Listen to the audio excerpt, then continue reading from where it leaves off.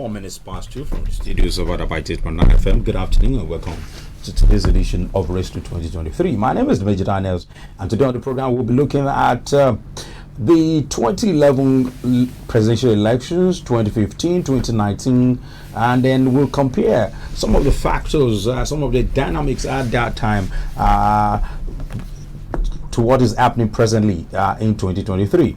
We'll also look at some of the things that are happening at the moment, the polity, the naira scarcity, and of course the high price of petrol on PMS and how that is likely to affect the election. Joining me on the program this afternoon, I have Comrade Gani Mohammed. You're welcome on the program. Good afternoon, Dinesh. I also have with me in the studio this afternoon, Mr. Zadok Akintoye. You're welcome. Good afternoon, Mr. Dinesh. And Chief Alex Ajikwe, you're welcome on the program. Dinesh is my player. Okay, so let's begin this way. If you look at the 2023 presidential elections, what factors have you seen now that in this cycle of presidential election that you did not see in 2011, 2020, 2015, and 2019? I'm beginning from Zadok. Okay, I would have expected you to begin on the platform of the APC gentlemen that in the house with us. But let's go back to the issues. When you go back to 2015 and you come to 2023, one thing has been sure: the precedent of the incumbent president, the actions of the incumbent president, the fact that Nigeria is far more polarized than it was in 2015 is a factor that is different. This is the first election. Beyond the fact that we've had elections where individuals from across the country have competed, this is the one that has taken a very clear ethnic dimension. Very, very clear. We have three front runners. We have the candidate of the the APC, Asiwaju Bola Ahmed Tinubu. We have the candidate of the PDP, Alhaji Atiku Abubakar. And then we now have the emerging third force, the first visible, clear, evident third force, which is the Labour Party under Peter Obi. Now, you now have the three major ethnic units. Let's imagine that Atiku Abubakar is representing the interest of the North. And so you have this particular mix that is different from what we had in 2015. This election is now taking a clear ethnic dimension. But I'm sure that Nigeria has always survived. Nigerians have always survived whatever issues are there. And Nigerians will go into the election to choose what they feel is right for the country in 2023. Comrade Gani Mohammed. Yeah, thank you, Dimeji. Same question to you. Yeah, I will differ slightly from what Sadok has said about a full, a complete ethnic dimension. No.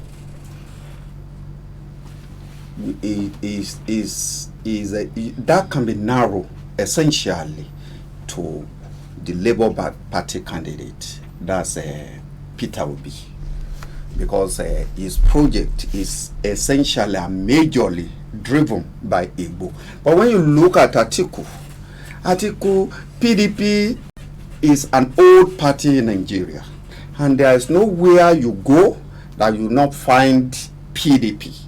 And you still see their rallies. You still see people when they came to, even when they go to the east, when they come to the southwest, they are always there. Then when you look at the campaign of Asiwaju Tinubu owned his victory at the primary to northern APC governors. And when some elements in the APC too, who are officially non-members of APC, who have some sufficient influence in the system, worked against Asiwaju at this general election, it took the APC leaders in the north, the Hausa Fulani leaders, to intervene. You will recall that during the last Christmas, Nigeria did not experience fuel scarcity.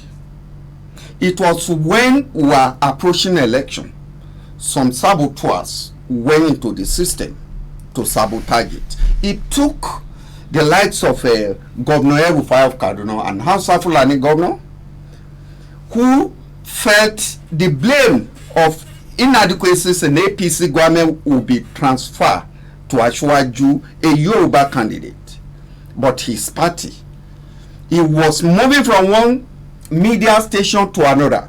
Some people put it at about 8 or 9. So this to tell you that essentially the race between the two clear possible winners in this election, because Obi is just testing water, is not in this race. Though you have the social media noise, everybody sees what he everybody sees the performances of his rallies in Ado Ekiti. When he went there, he didn't see he couldn't muster enough crowd to fit into a local government election, and that was a state election. The same thing Lokoja, the same thing here and there. Or where you see that at a time he suspended his campaign, you see some people are moving out. Even he's the gubernatorial candidate in Kano State, just decamped to APC. That's to tell you that essentially he gave the impression that he was representing Igbo to become president. When they ask him, he will tell you that Igbo has been cheated, all this and that has been so. We know he has come to drive his ethnicity agenda because the party has no structure. But the two main political parties, the APC, the PDP, they are driving on individual achievement, history, antecedent, and the structure of their parties. So that is that defining from that. But essentially, I would say that the difference or the differences between the previous presidential election and this one, the marked one in this. In 2011, incumbent wanted a return. That was in 2011. Yeah. In 2015 an incumbent wanted a return. But this one is the incumbent has served his own term out. So he's presenting and supporting a candidate of his party. Is a marked difference. And the variables are always different. One, when you look at at a time like this in 2019, you heard of traders' money, farmers' money, all this money. The federal government were dishing it out because the incumbent needed a second term.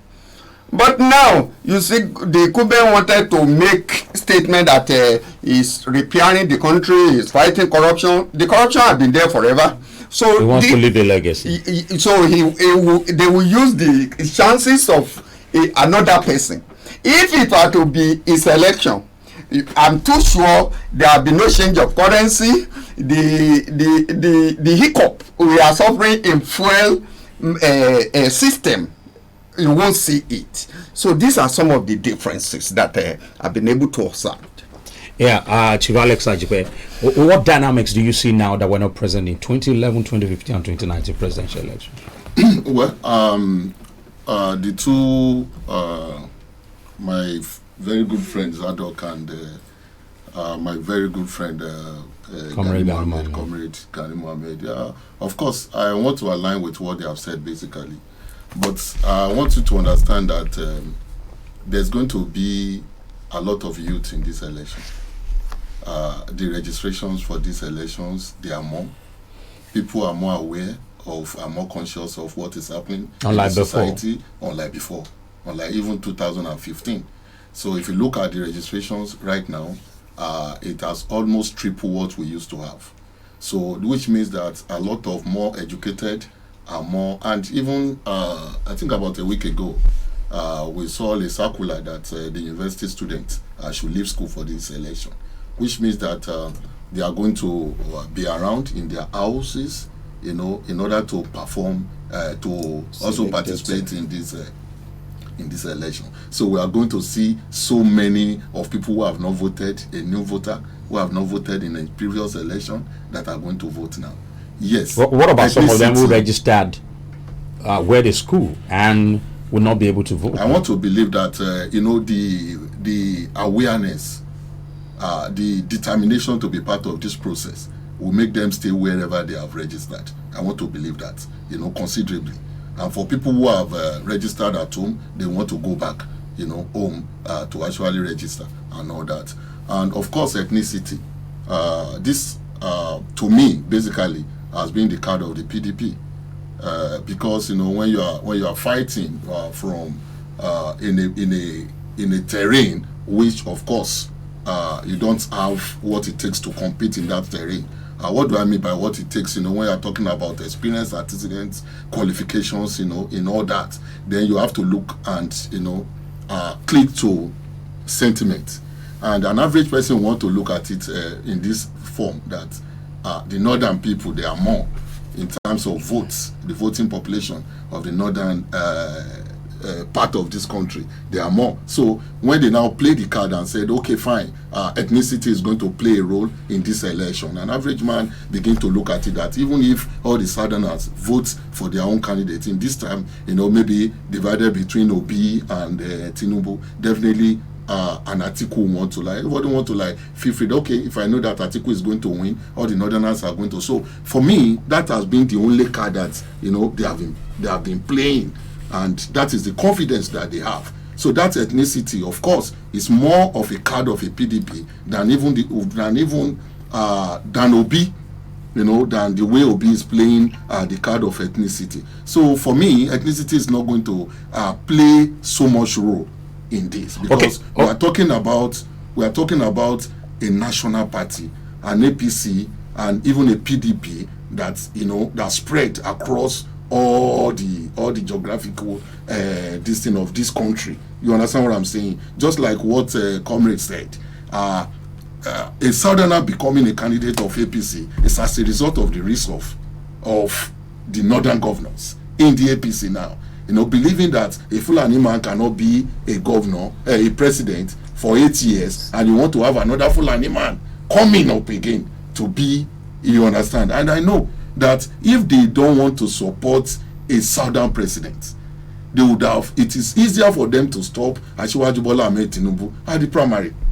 So they won't see him to this extent, and they want to go back. And I want to say, okay, let me ask you this. Since 2011, we've always had a sub story in every election. In 2011, it was a shoeless story of Goodluck Jonathan, and Nigerians bought that story. In 2015, the Buhari story was that he had few cows, he has only one house. Now, is there any sub story in this election? Is any of the major candidates dishing out a sub story? Comrade Gani Mohammed. Yeah, like what Shifa Gipe has said, I think it's essentially the story of Alhaji Atiku is disadvantaged by the fact that a Fulani man is just leaving that office after 80 years. And ordinarily, there is this convention in the country that once a northern candidate or a northern person serves his own term out, somebody from the southern part of the country will come in. But he wants to upstage the equation. Then he came up with this idea of the northern agenda. But unfortunately, that is what they are selling. But unfortunately, when you look at it closely, you discover that the strength of Asiwaju today is more in the north. It's more in the north. I saw some things. I told a friend recently that my fear about his victory was diffused, was dispelled by the conduct of some stakeholders from the north.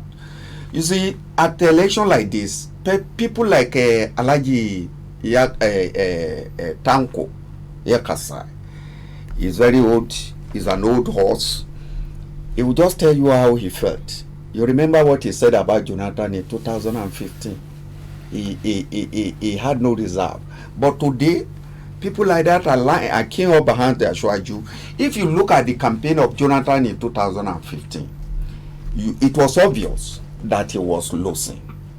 You see, even his party leaders refused to attend his campaign. He was embarrassed, he was stoned, a serving president. He went to Maiduguri. He had few cases. He had few. The crowd was just like what Obi is having now. In some cases, I told a friend that this guy will lose.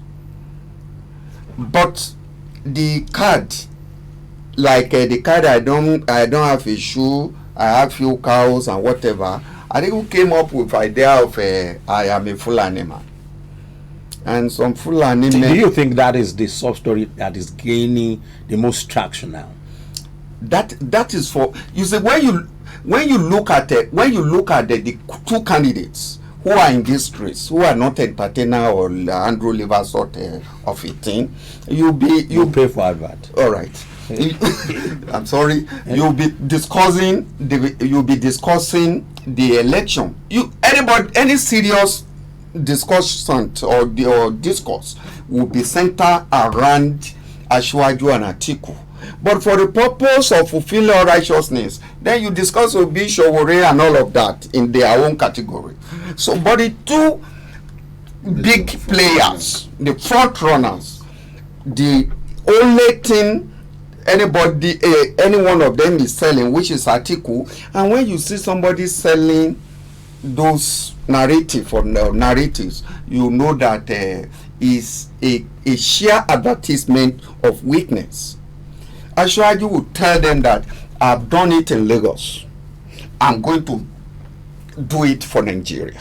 We are doing this. We have done this. The first that. It will tell you what they have done. Somebody will come around and tell you that is from certain part of the country. So if you want to go down to the other band of the level of the contest, like Obi will say the church take back your country. Igbo has been denying this and all of that. So okay. I discontinence all those narratives because he is not in the race. Essentially, Atiku and I show. Okay, let me turn to Zadok quickly before we move to other questions. Yeah. Go ahead, please. You asked about if there is a sub story in this issue. Each candidate has a sub story to sell because that's part of premium communication. This is an election. What you need to do is to it's part of campaign messaging. You need to get the electorate to have a buy-in, and by playing on their emotions. You play on their emotions, and you must do that. Ashwaju plays on that in Lagos. Atiku plays on that in the north. Obi will play on that in the southeast. Because while you are trying to govern Nigeria, you always have a home base. And when you get to your home base, you are expected to communicate with your home base, putting out information that resonates much more easily with them. The same justification Ashwaju has and Atiku has, Obi also has. Ditto for other candidates.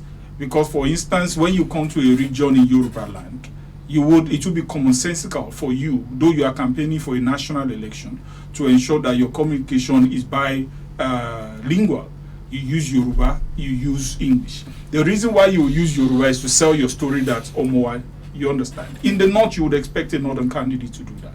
In the southeast, you also expect a southeastern candidate to do that. Everybody has a soft story. But the thing is this. What exactly does Nigeria as a country need? And that should be the factor that will determine where people vote. Do Nigerians know what they need? Now, Nigerians can know what they need. And there's a validity in the fact what you've seen so far? Yes, they do. Look, it's a democracy, and I keep saying, and I must re-emphasize that here, that you don't determine for the people what their moral leanings are or should be in a democracy, what their choices should be. This is a democracy. Government of the people, by the people, for the people. If the people choose to be bad, it's still valid in a democracy. While we presume that democracy is a moral system of government, it does not pretend to be moral. So all the arguments about it's not this person's store, this person is not doing right, they are not valid in a democracy. Obi has the right to use whatever means he has. Ashwaju has the right to use whatever means he has. And ditto for Turakin, ditto for everybody.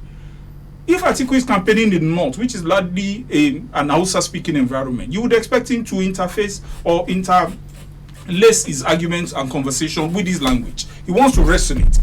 That's why you saw that there was a time he went for a meeting in the north, and he was talking about the fact that what does the north need. So ditto for Ashwaju. Ashwaju is a Yoruba man. he will tell you here that because what he's telling you basically is that you can't look at me as your son and forget about me. There will be, when it comes to any region, he aligns with the Southeasterners there first. And you would expect him validly in a conversation like this to begin to market himself that, look, Igbo man has not done it before. All of it is politics, and they are valid. But what we must be looking at as citizens is, what does Nigeria need? Look at the last 8 years. Unprecedented under the APC. Fortunately, my two colleagues here are APC members. Unprecedented. First time you have the Naira devaluating itself to as much as 500-600% of value between 2015 and 2022. You found increased poverty within that same region, time. You found for the first time we are coming to an economy where the local Naira is being traded on the local market. Even as the Naira is traded against the dollar. So the currency itself has devalued against itself within the country. Now, those issues are there. Whose responsibility is it? It is the responsibility of the president and of his political party. And that's going to form a huge conversation here. How do you intend to do it? How do you intend to solve the problems on the table? Whether you are Atiku Abubakar, you are Kwankwanso, you are the gentleman from Labour Party, or you are Bola Ahmed Tinubu. The thing is, you will have a problem now. How are you going to move us out of this problem? So Nigerians should not be looking at the issue of it's a political party, is somebody's turn, is that person's turn, is that person's religion. They should be looking at what's the problem on ground. And those problems don't care about your ethnicity, your religion, your region. Everybody is facing the same challenges. Okay. So we need to move from in 2011, from 1999, PDP has always won in the Southeast and the South-South. But that could be because there has never been any strong contender, presidential candidate from the Southeast. In this election, we have a Southeasterner, the candidate of the Labour Party, who is also very strong. Comrade Gani Mohammed referred to him as the third force in this election. Which of the candidates do you think the candidacy of Obi is likely to affect more? Bola Ahmed Tinubu or Asiwaju or Atiku Abubakar of the PDP?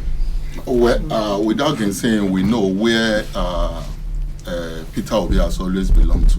In the last election, he was the vice president, candidate of the PDP, and of course, he came from an area that when you look at it, even from 1999 to the Progressive Party. I mean, even when the Progressive, when I mean the Progressive now, the AD, the APC, and all that. Even in 1999, when dominantly they were in the Southwest, and of course in 2000, even in the recent election, you find out that the Southeast has always go with the Conservative Party, which is the PDP, in that right.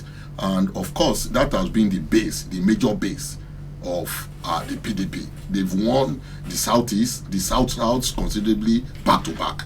So if any candidate is coming from that axis, then definitely, it would definitely going to shop into the market of the PDP, because that place has always been a market base for them.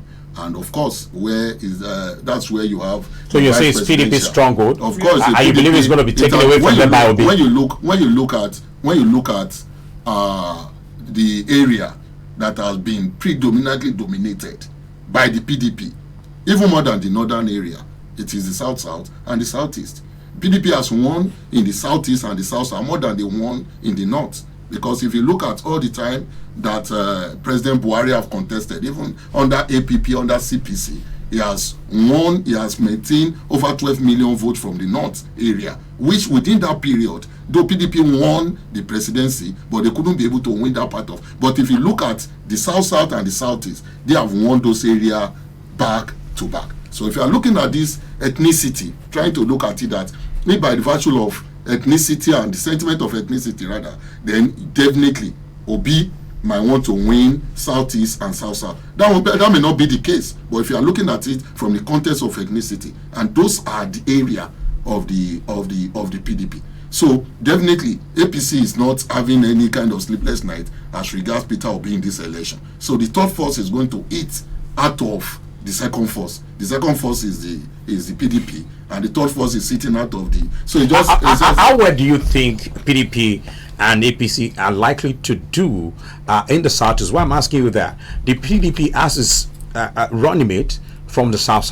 That is from Delta State, the sitting governor, incoming governor, who is an Igbo man. He's an Igbo man, though from the South. Is an Igbo man. And then, if you look at the APC, actually from Southwest, his running mate is from the Northeast. The APC seems to have left out the Southeast and the South. How well do you think these two parties are likely to do in these two geopolitical zones? So okay, let me also remind you some things that happened in the past. Do you know that constantly President Buhari has contested election almost 3 or 4 times before he picked Tunde Bakari as the presidential candidate? Of course, we know what happened because we believe that Pastor Tunde Bakari did not actually belong to the real political cycles in the Southwest. But of course, he has picked Okadigbo. Okadigbo is a major Southeast politician. But he can't win. Despite that, he has chunk of the northern votes with the Southeast. He did not make it until he looked at the calculation again and now align himself with the Southwest. That was the time that he was able to make the presidency. So nothing has changed in the real sense of it. So we are looking at the numbers of election. We are looking at where people are more, how do I put it now? Where people are more committed into the issue of election. You understand now? So a northerner joining forces with the Southwest will definitely bring a popular vote than any northern coming to, because they have done it before. It does not work. Doesn't work for Buhari despite his popularity, from the north. So you think Okowa is not going to muster any meaningful vote for Atiku? So let me tell you about let me tell you when you are talking about South. Because I look at the strategy of the PDP, and it appears that PDP was trying to kill 2 birds with 1 stone, picking an Igbo man from the South. See, let me say this to you. Maybe this time around, Dimeji, you have to understand that maybe that might have been their calculation, but unfortunately for PDP this time around, that calculation does not work for them. So if you are picking data and you are leaving Rivers, it's obvious PDP is going to lose Rivers. Despite that they're losing Rivers. So when you have picked data, then you have lost out in Rivers. And let's even analyze data. We are having data state where the deputy senate president is also a stakeholder in this election. Omagege. So when you get to data, you realize that Omagege is also a force. Then when you now look at those people who have killed behind Omagege in this election, we have the Shekiri, we have the Orobo people. Now, we are talking about the Oborus, we are talking about the Iboris, we are talking about the Idoans.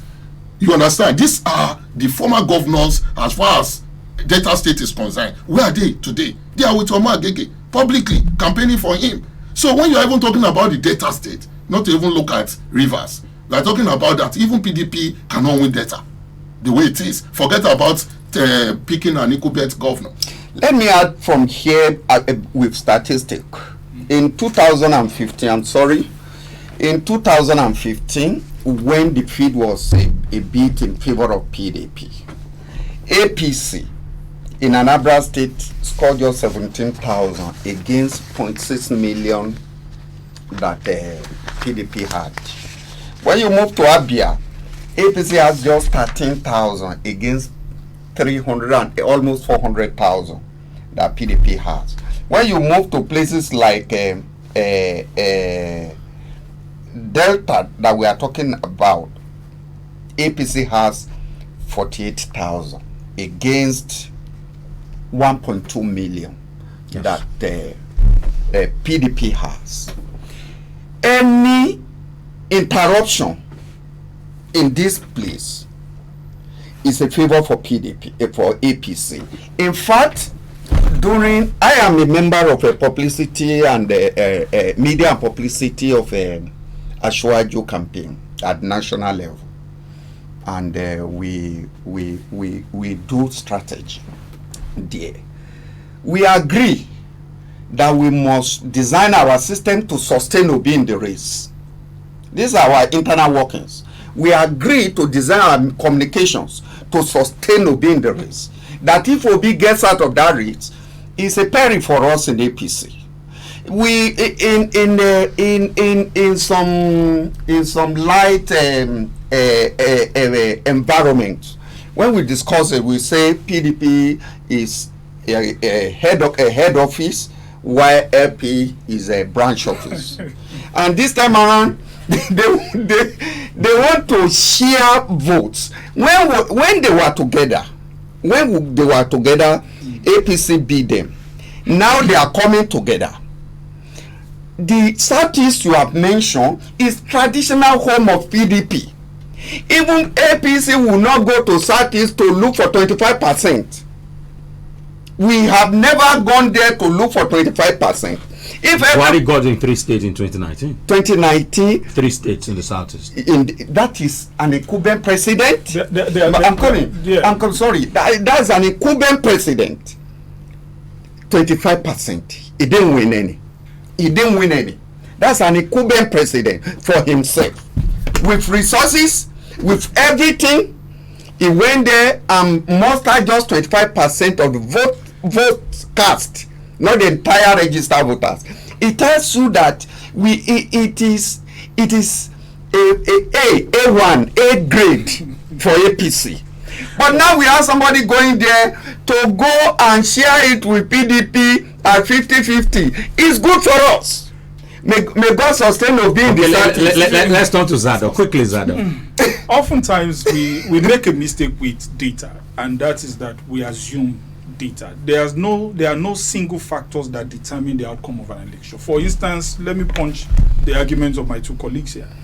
The Southeast is not a monolithic state. When we say the Igbos, the fact that you have an Igbo nation does not mean that every Southeast state aligns with each other. There's no agreement. You understand? And so politics is basically in that region. It's basically done on what serves the best interest of our ethnic units. If you go back into history, the Southeast that you said has predominantly been PDP. PDP had been in government for 16 years. The Southeast usually goes with the incumbent government at the central, that's at the presidency. They usually align with the incumbent. They didn't do that. But they didn't do that. Now, let me tell you what happened in 2015. You have a president coming in who historically there's been issues between that particular person and what he represents in the Southeast. So that was a factor. And look at that particular president, in this case, Vice President Muhammadu Buhari. Even when he was president for 8 years, how many incursions did he make into the Southeast? How many efforts did he make to bring the Southeast into government? He was a different person. He's a different person as to his idea of leadership in Nigeria. So you would still see that the fact that he became president in 2019, there was quite some meaningful effort on his part to win 25% constitutionally mandated 25% of votes in 3 southeastern states. That will tell you that the Southeast generally gravitates towards the government at the central. Now, in this case, this is what should work. I want to be very careful what I say because I'm not consulting for any political party here. But when you are looking at the Southeast, I don't think you will be making the best of decisions when you assume that the Southeast will generally go with Peter Obi. Most of the attacks on Peter Obi and the Labour Party have been in the Southeast. Peter Obi is a Catholic. When he was in government, he was largely pro-Catholicism. There is a huge chunk of the Southeast too that is Protestant.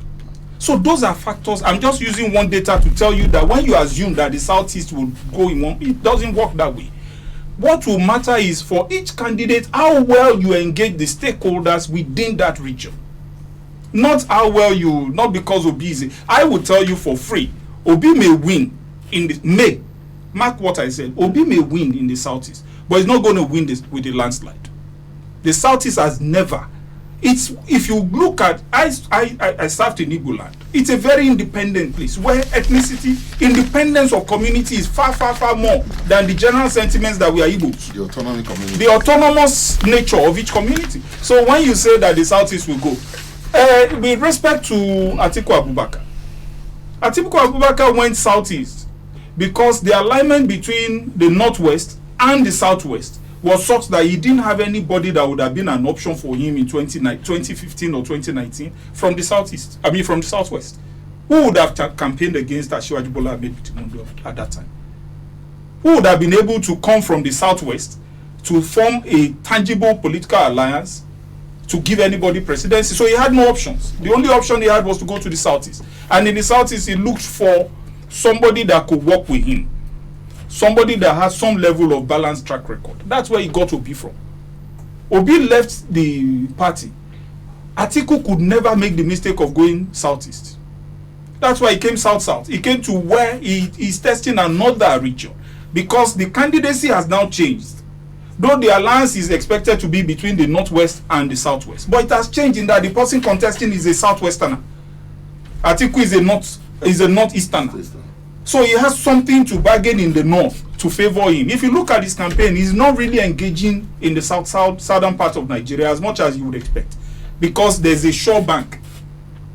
There seems to be, let me not say there's a sure bank, I'm not aware. There seems to be a sure bank of vote sentiment towards him in the North.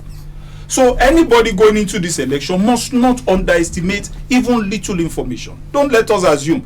I see Obi winning a substantial vote in Lagos State, for instance. I see him winning substantial vote. What is substantial? Wait, sir. I don't need to describe it. I'm not working for the Labour Party. I'm just saying it as an independent person. I see Obi winning a substantial vote. Look, the candidates of the party, particularly within places like Amuwo, Odofin, Igomu, Apapa, Orile, are Igbos. Go to that place. They are predominantly Igbos. I had to conduct election as an electoral officer for the PDP when I was there in that place. And it's a predominantly Igbo environment. Most of the candidates in the political parties are Igbos. And you see them they are not just Igbos, they are also Igbos that have merged into the Yoruba culture. They are Yoruba Igbos, largely. They speak the language fluently. And so these are the same people with political power. So don't let us just assume. Any strategist will tell you that when you are going into this election, you don't underestimate little things. Obi is going to win substantial votes in Lagos if the votes are free and fair. And one of the places that is most critical for him is to win votes. If you win 10% votes in Lagos, it's not the same as winning 50% votes in Ondo State. The totality of our votes in this election may not be more than 650,000 votes. Because of our time, in 2015 and 2019, Buhari won in all geopolitical zones, save the Southeast and the South-South. Yeah. Can Tinubu achieve the same fate in the North? Given that Atiku, the candidate of the PDP, is a northerner. Look, give it to him. I'm not promoting him. You know, I've been very critical of him. Give it to Asiwaju Bola Ahmed Tinubu. And I've said it to the people in PDP because I think that there is a lot of unseriousness about them, about winning elections. And I've said it to them clearly. And I keep saying it. A man that understands the challenges he has and accept those challenges is far better than the one that assumes everything is okay. Asiwaju has spent most of his time in the North. What do you think he's doing there? Playing? How many times has the candidate of the PDP come to the South or to the Southwest? Who is he engaging? You know, that's what I said about the battle between Wike and Atiku. And I said it very clearly and no apologies. You can assume that Wike is a politician. I don't think he is. I think he's not a politician. I don't think he's competent as a politician. He has the luxury of power. If Wike was Tinubu, Atiku will be smelling loss in this election. If you are in the same political party and you are battling against somebody and you are not engaging stakeholders to create problems for him, but Tinubu knows where his problems are. He knows that likely his problem. Have you seen him go to negotiate in the Southeast? He knows his problem is in the North. But he's carrying every region based on the challenges in those regions. And he's engaging stakeholders. And that's how you win election. You win election by ensuring that people that even don't like you have a sense of reason to commit into you because there's an interest that favors them. The other candidates are not doing that. You come to, look at Peter Obi, you come to a region and you allow ethnicity to form part of your campaign in a region that is not Igbo. You shouldn't do it. You shouldn't even allow it. In communication, you manage. It's not contested. Look at what Tinubu is doing. When there's a crisis in the North, he's there. When there's an issue in the North, he's there. He's probably living in the North more than he's living in the Southwest because he knows that he needs to win that place. So he's sitting down having meetings every time, negotiating, giving assurances. You can't be saying you are a presidential candidate, you sit in Abuja or wherever, and then you are not engaging stakeholders and you expect the people to follow you into that election with the strength that they are going to win. And they are not doing that. Okay, Comrade Gani Mohammed, the APC, your party, seems to rely heavily on the northern governors who are members of your political party. Yeah. But when you look at the North, there are people who have fears that the North will always go with his own. Do you think that these governors can be trusted? Yeah. If, in fact, outside the public domain, outside the media, the feelers coming from the North, if I were in the shoes of Ashwaju, I would have started preparing for post-election governance. You are realizing this thing. I'm serious about these things. I have friends up north. I have friends who are well placed. I'm not with a sense of modesty and humility. I have friends who are cabinet members in the Federal Republic, who are like 3 of them.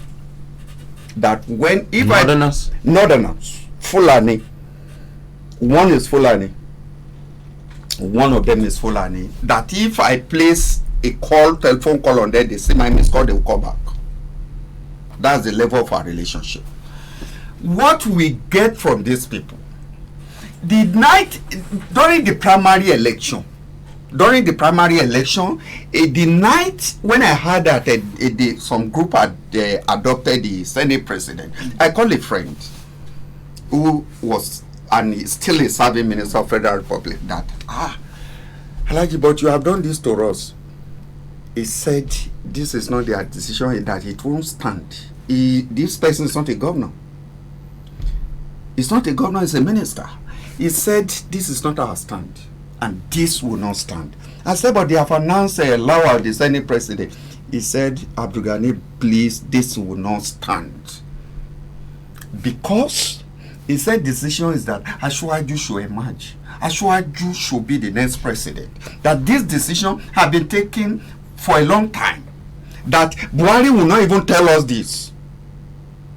And he later told me that Masari went to Buhari that very night. That Masari, the governor of Katsina State, went to Buhari that night.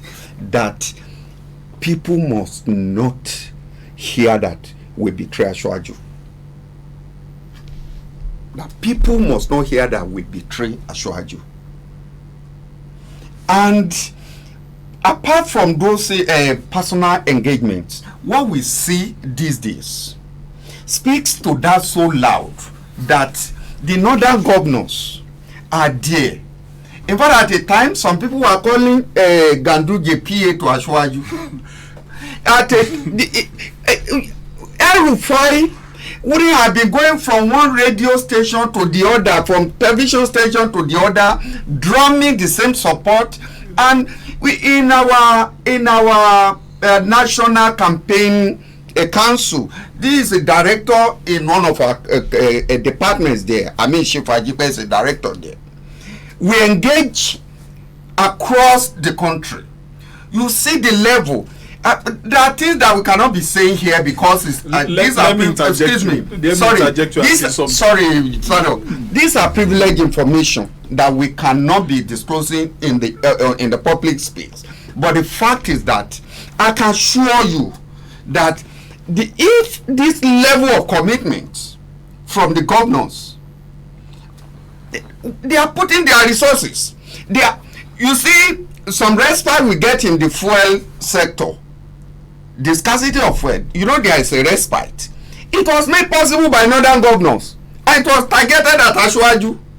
The Naira extension, Naira swap extension was made possible by northern governors because they put prayer where the prayer should lie.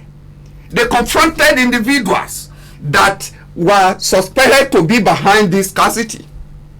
They took them on one-on-one. And we got some respite. And I must confess to you, the target of these people was to demarcate the candidate of APC. And if the governors, these northern APC governors had not intervened, we will see have been on it, and the system will have sunk Ashwaju deeper and deeper, that will be salvaging. But these northern leaders, they are doing their best, and it is even an encouragement. Sadok said Wike was not sorry because of our time. Now Zadok, let me quickly ask you this. Now the people in APC and the people in PDP, they seem to believe that Obi is not in this election. I've heard it from many of them. Governor Ganima and Mohammed has said that on this program. Chief Alex Ajipe has said the same thing. Now, if you look at the 2015 election, the Southeast and the South had more valid votes down the Southwest. Because one of the argument being pushed by people in APC and PDP is the fact that Obi has no structures, Southeast has fewer registered voters. And then in 2015, in spite of the fact that Yemi Oshibajo, the running mate of Muhammadu Buhari from the Southwest, the South still had more valid vote down the Southwest. Now, if you look at the youth demography in this election, which is over 37 million, and the student is around 26 million, these young people are largely part of the Obi movement. Yes. Do you not see Obi mostly enough vote? That's why That's why I said earlier that I won't fall prey to a party sentiment where I assume that somebody is not a problem. Look, for those of us that sit down sometimes to help in designing strategies for politicians, the value of one vote is massive. If one vote is taken from Chief Alex Ajipe and given to me, it gets -1, I get +1. The value of the difference between the votes that were there becomes 2. So I would not say or agree that people like Asiwaju Bola Ahmed Tinubu, who I consider a military politician, when I use that word military, I use it as a respect to him. It's not like most of the other politicians who are civilian politicians. He's not a military man, but he's taking the military mentality of warfare. He understands when to speak the right things, when to engage the right conversations, and when to negotiate. And those are the hallmarks of a good politician, whether you belong to PDP, APC, Labour Party. Look, in this election, Obi is riding on the disenfranchisement of ordinary Nigerians who are not politically active, who are not members of political parties. It's a massive vote. Look at the new number of voters that have registered. Most of them young people. These are people that have lived in a generation where everything that they know about Nigeria is negative, apart from football. So these are people that are hungry and they are compelled to be Nigerians. That's why Obi is engaging the young people. Look at conversation on Twitter. Asiwaju Bola Ahmed Tinubu or Atiku Abubakar, who are front runners in this race, will not tell you that it doesn't matter. They understand the value of people like that. For the first time, if election was going to cost both of them 1 million before, with Obi in the race, it will cost them 3. They now have problem. And Obi knows that he has a slight chance. The only thing he doesn't have is a structure of ownership over those people guaranteeing their vote. Unlike the political parties like PDP and APC, who have people that have constantly been active participants in elections. So, if you now go into this election, assuming that Obi is not a factor, Obi will be the reason why the INEC itself knows that there will be a runoff. You understand?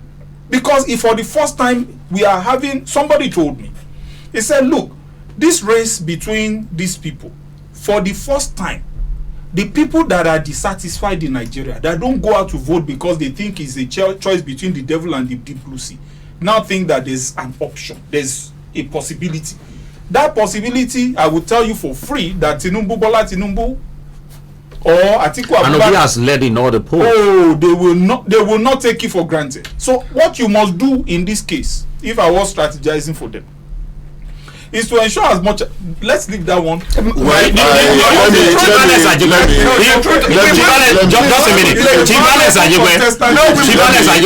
Obi has led many of the polls. Let me. Do you think those polls do not matter?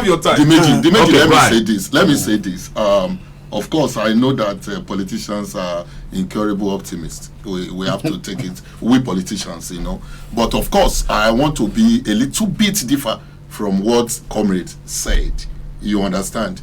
And want to align myself with what Zadok said in this, just to be very, very factual in this and to speak reality. What I want to say about this is that Asiwaju Bola Ahmed Tinubu is a well-prepared man for this job. He is not just an accidental candidate. He has been on these things for a very long time. So he has built bridges. Apart from PCC, apart from the governors, apart from all that, he also has his own shock of social networking across the country. Now we have the PCC, in which I'm a director of one of them. We also have an ICC, which is an independent that are working parallel, though for the same purpose. Yeah. And apart from the ICC, I don't want to mention the third force. We also have third force in the APC that are also working.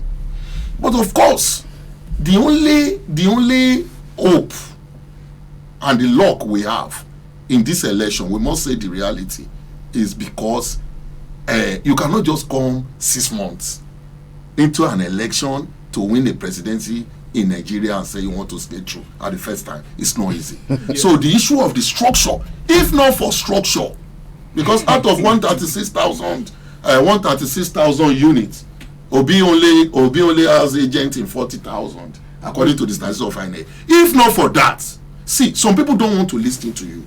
They don't want to listen, just like what Sado said.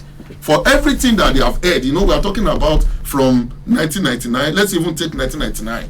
In 1999, that's born, 24-year-old. Yes, a 1999 born person. Then on a recent, what has really happened to a 24-year-old person in Nigeria that is positive this in a recent office? So and Bola Tinubu left 2007 in Lagos. You understand what I'm saying? That means that for anybody that was born from 2007 does not have any direct even 2000 from even born in 2000. But that will not actually know Bola Tinubu in the recent of it, the history behind the sagacity, what he has done for democracy and all that. Because sometimes you see some people are saying, the man is not feeble. It's not. As I say, do you know what this man has gone through? It takes you to be part of those history for you to understand that when you are at home, this man is in the cell fighting for this democracy, that you are still seeing him alive. You are supposed to even, give kudos to him and say, yes, for this man to still be standing, among his peers, is one of those ones that is still standing. But either we like it or not, the youth may not want to reason it that way. If you go to the social media, that's why you see him as part of the establishment. Yeah, but why is Obi different? No, because it's not. Obi is also part of the establishment. No, they are just looking at Obi is not Atiku and it's not Tinubu. Because consistently you have seen Tinubu either at the ballot or is supporting. Everybody will say Tinubu substantially puts Buhari and virtually every argument against Obi being corrupt, he has defeated. Yes, so when you look at all these things, so it takes you to go more and more. Sometimes for you to be able to like convince them. But the truth of the matter is that beyond the rave of the moment, beyond what is trending, we are looking at quality. We are looking at people that have the requisite, qualification, antecedent to govern this country. Okay, and we are saying that the youth should now look at there is this general perception that the Nigerian youth are largely on the internet. When you look at the increase in the number of registered youth on the new registered voters in Nigeria, it's not restricted to Lagos. It's not restricted to Southwest, where the social media is now the main place to discuss. When you go to Far North, those Almajiri are registered as youth, and they are in greater number. So if they don't have access to internet, and they would like their own person. No, I'm coming to that. 50 seconds. All right. If you narrow the youth of Nigeria to Southwest youth, you are making a mistake. The Almajiri in the north registered, and in the north they respect authority so much. Once it is coming from government, I believe in the north, or from their clerics. Yeah, or from their clerics, it becomes law.